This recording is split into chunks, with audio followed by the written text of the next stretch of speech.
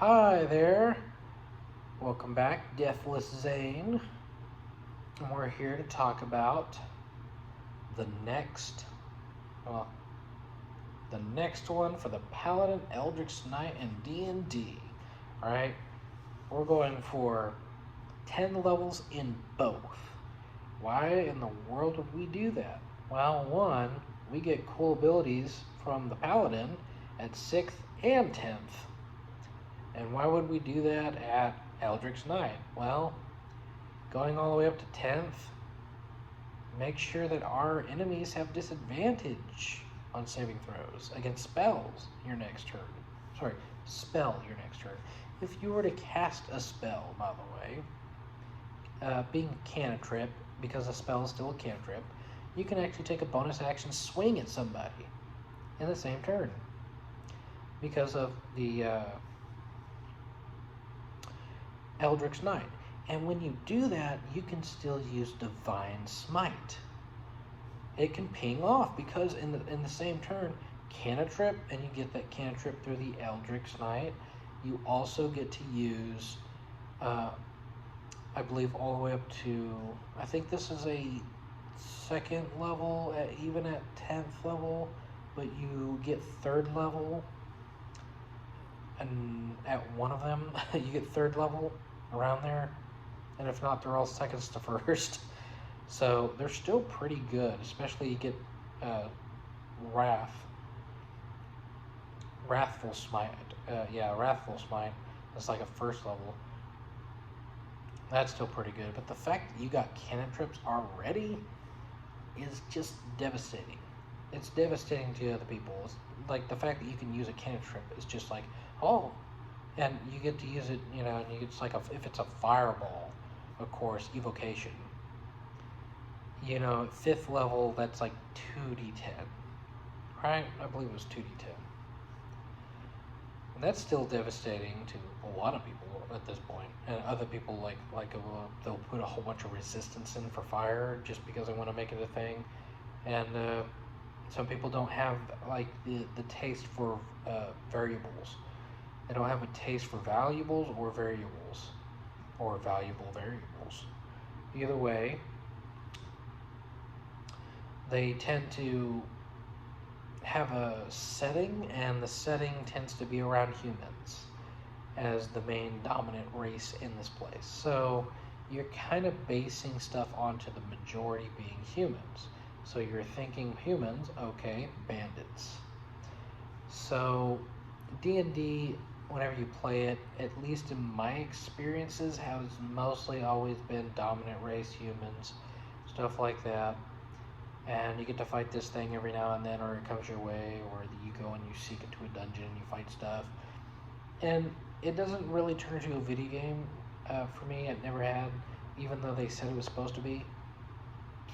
It turned into more like, well, it wasn't even Zelda. It just was like a grinding game. And a grinding game is kind of what I remember playing. I like the fact that you get to interact outside of combat. I like the fact that you get other abilities that would like interact outside of combat. Now, most of these are built-in combat abilities, and I'm kind of going over the combat abilities. If we're going to go over stuff that's non-combat abilities, that would be Rogue. That would probably be Rogue and Bard and or Battle Master. Or, we're going back to the Rogue actually with that. It would be the, my brain is just saying infiltrator, but it's not an infiltrator. It's this rogue that's kind of manipulative, and he goes all the way up to 9th level, and he's able to see extra stuff about you before you even do in combat. And the same thing goes to the fighter if you go to 7th level, but you can still add the bard going to 2 levels at least. Because it's 7, 9, and you could even go 3 into bard, to get something else out of it. Yeah, so you're using spells, but you're using Battle Master, which is still supportive. And in a lot of ways, Battle Masters could be in combat or out of combat, but you also get you get that rogue over there, and of course you're going 9 levels. You know, that stuff's helpful for the fact that evasion, um, you can actually have the help, and this one's different. You get the help as a bonus action, so you can like help, you know, as a bonus action.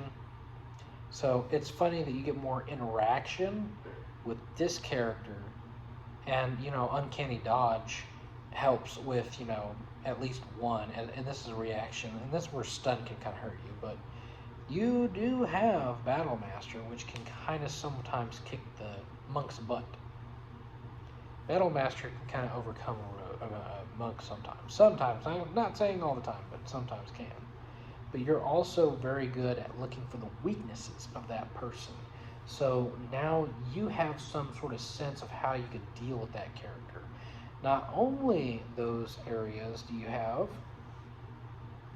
but you can also apply the giant foundling. Just to be completely honest with you, you can apply the giant foundling to this character. If you apply the giant foundling, you get the primeval magic, so you also get a double on top of your battle master. You get this guy that you can go like, okay, well, I'm going to go ahead and use this with the battle master going off, and so that's really cool. You get 2 things in one big swing. Nice. And also sneak attack? Yeah, that's pretty cool. Well, that sounds like a bow and arrow guy to me, or a nice, lovely rapier. Those are the 2 things pop in my mind.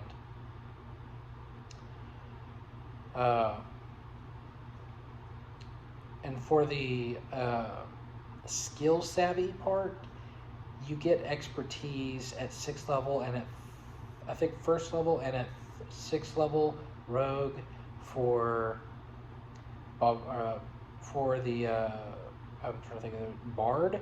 If you went 3 levels in it, which you still can, you could get that 1 extra expertise. And then you would also still get, you know, maybe a little bit more of a bonus to what you could do. At 5th level, this is kind of strange for a bard, but at 5th level you start regaining your it says all of your bardic inspirations. So how I understood that is you regain 1 bardic inspiration per day after you use 1.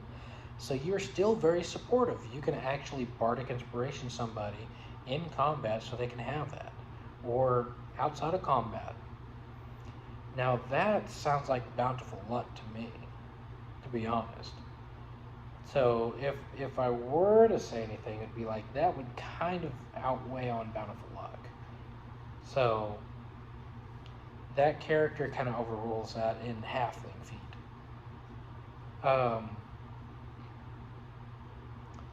I think if we were to take that side, that would be amazing, first off.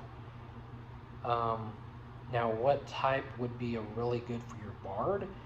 Maybe swords. Swords sound cool. I think it's either that or College of Valor. Those sound really cool. You won't get the double attack because you already have the double attack from 2 attacks from your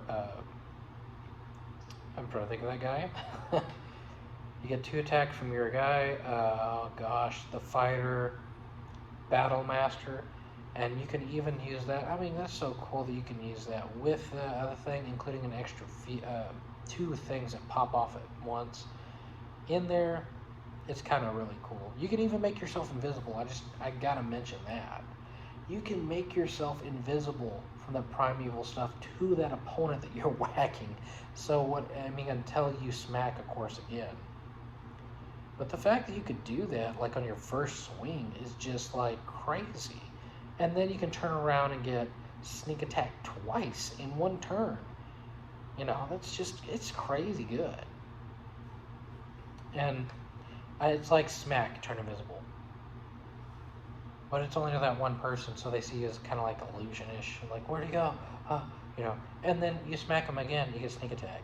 Dang, it's really potent. I believe that's 5d6, or no, that should be 4d6, I think, at that moment. Either 46, 5d6, sneak attack damage, still really good. just the fact that you got that, and the fact that you can take that with an extra lovely, what is that, nice trip attack, that would be great. Trip attack right there, already on the ground prone, or you disarm whatever they got. They'll have to take an action to pick it up off the ground too, by the way. So if they had action surge, would be the only thing you got to worry about. I mean, of course, you being that nice, lovely fighter, you already have action surge. So if you were disarmed, you can go action surge, pick it up, and then action attack. So it works. It works for you. Or you could just do action and then action surge. Action, pick it up, action surge, do attack. That's your additional action. By the way, if of course you know, which you can take outside of combat stuff, to know your person beforehand, what they're doing, whatever else. If you do that in that type of way, you look at them, everything else, you would know beforehand that they do not have the capability to do that, to disarm you or cast command on you. That piece right there would have been devastating. And you can have a lot of different characters for this too. You can even have the shifter, which is like nobody gets advantage against you within 30 feet. That part is just amazing that you could have it in that type of character build too. I mean, that piece, or, I think that's really the main one because you already get evasion, but it's just amazing how you can do all that. It's just, those things are pretty cool. But if you really wanted to make it, really weird but cool, you go Gnome. This one is not halfling though. But if you wanted halfling, you could actually bring halfling into this for the simple fact that maybe you suck at casting spells. You're like, oh, I got one, and you just absolutely don't like what you're getting. And you're just like, oh my goodness, I got a 1. Okay, well, I gotta try again. That's actually a thing. If you really want halfling, that's kind of where you go. But halfling stout really seems like the way to go. Oh my goodness. Whew. All right, and I believe this ends up for our 6th episode that's coming up. Thank you so much for watching, and stay tuned. Bye-bye.